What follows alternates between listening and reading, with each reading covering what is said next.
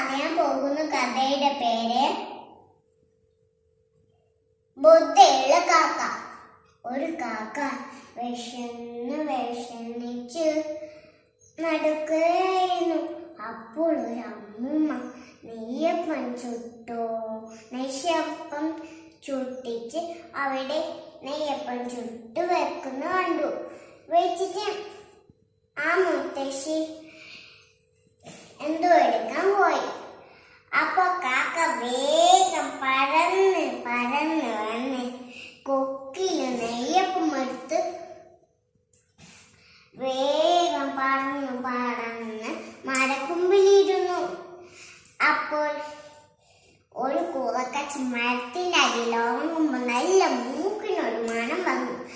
അപ്പോ കൂറക്കച്ചൻ മൂലയിലേക്ക് നോക്കി. അപ്പോൾ കൂറക്കച്ചൻ ഒരു ബുദ്ധി വേവിച്ചു.